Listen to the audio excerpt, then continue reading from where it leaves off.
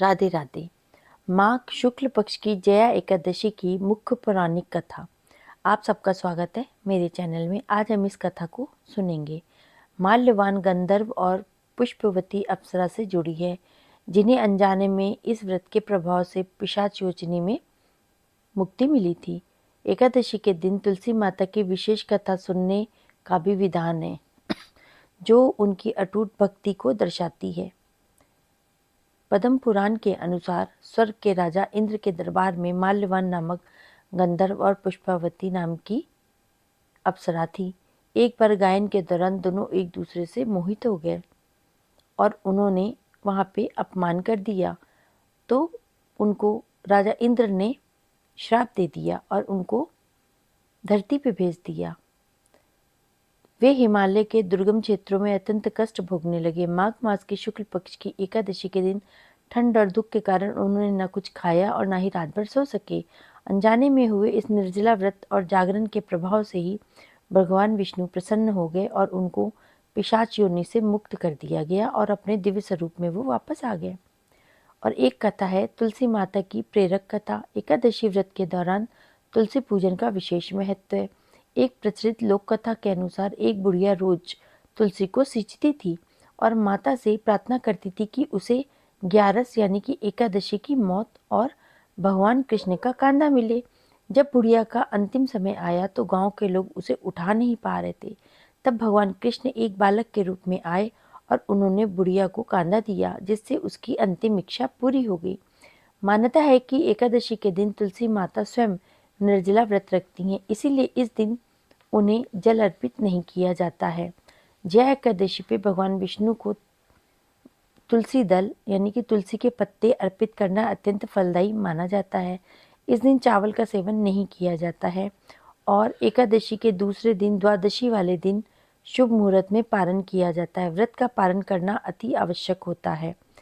जय एकादशी के शुभ मुहूर्त और पूजा विधि में ही सारे काम करने चाहिए और प्रभु तभी प्रसन्न होते हैं और आपकी सभी मनोकामनाएं पूर्ण करते हैं। ओम नमो भगवते वासुदेवाय। विवाह की पौराणिक कथा सुन रहे हैं, जो कि बहुत ही महत्वपूर्ण है। एक बार शिव ने अपने तेज को समुद्र में फेंक दिया था। उससे एक महातेजस्वी बालक ने जन्म लिया था। यह बालक आगे चल के जालंधर के नाम से पराक्रमी दैत्य राजा बना और इसकी राजधानी का नाम जालंधर नगरी था। दैत्यराज कालनेमी की कन्या वृंदा का विवाह जालंधर से हो गया। जालंधर महाराक्षस था। अपनी सत्ता के मद में वो चूर। उसने माता लक्ष्मी को पाने की कामना से युद्ध किया, परंतु समुद्र से ही उत्पन्न होने के कारण माता लक्ष्मी ने उसे अपने भाई के रूप में स्वीकार किया। वहां से पराजित होकर वह देवी पार्वती को पाने की लालसा में कैलाश पर्वत पे गया। भगवान देवादिदेव शिव का ही रूप धर के माता पार्वती के समीप गया, परंतु माँ ने अपने योग बल से उसे तुरंत पहचान लिया तथा वहां से अंतर्ध्यान हो गई। देवी पार्वती ने कुद्र होकर के सारा ही भगवान विष्णु को कथा सुना दी। जालंधर की पत्नी वृंदा अत्यंत ही पतिव्रता स्त्री थी। उसी के पतिव्रत धर्म की शक्ति से जालंधर ना तो मारा जाता था और ना ही पराजित होता था। इसलिए जालंधर का नाश करने के लिए वृंदा के पतिव्रत धर्म को भंग करना बहुत आवश्यक हो गया था और इसी कारण से भगवान विष्णु ऋषि का वेश धारण करके वन में जा पहुंचे। वहां वृंदा अकेली भ्रमण कर रही थी। भगवान ने के साथ दो मायावी राक्षस भी थे, जिन्हें देखकर वृंदा भयभीत हो गई और ऋषि ने वृंदा के सामने पल में दोनों को भस्म कर दिया। उनकी शक्ति देख के वृंदा ने कैलाश पर्वत पे महादेव के साथ युद्ध कर रहे अपने पति जालंधर के बारे में पूछा, तो ऋषि ने अपने माया जाल से दो वानर प्रकट करे और बोला कि एक वानर के हाथ में जालंधर का सर था और दूसरे हाथ में धड़। अपनी पति की यह दशा देख के वृंदा मूर्छित होकर गिर पड़ी।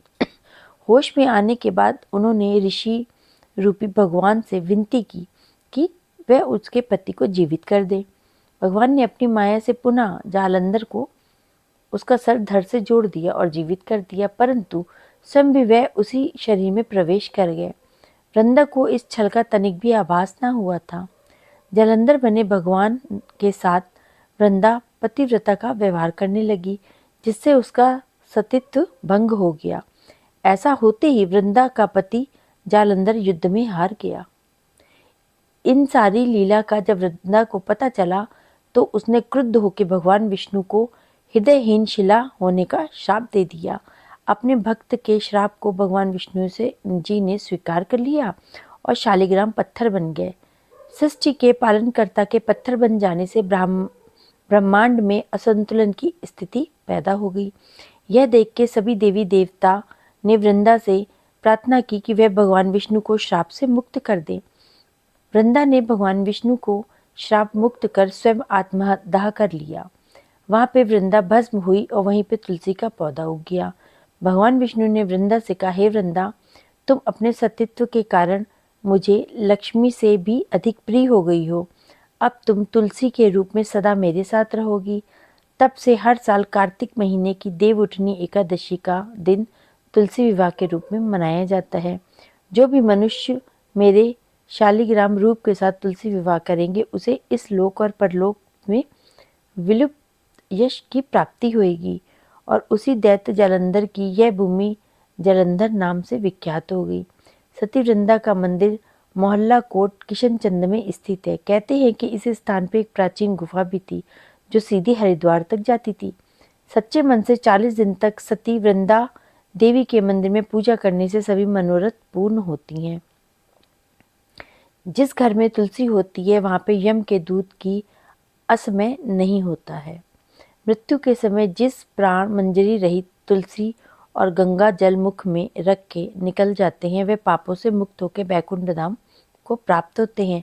जो मनुष्य तुलसी और आंवलों की छाया में अपने पितरों का श्राद्ध करता है उसके पितृ मोक्ष को प्राप्त हो जाते हैं। इस प्रकार से ये सारी कथाएं प्रचलित हैं।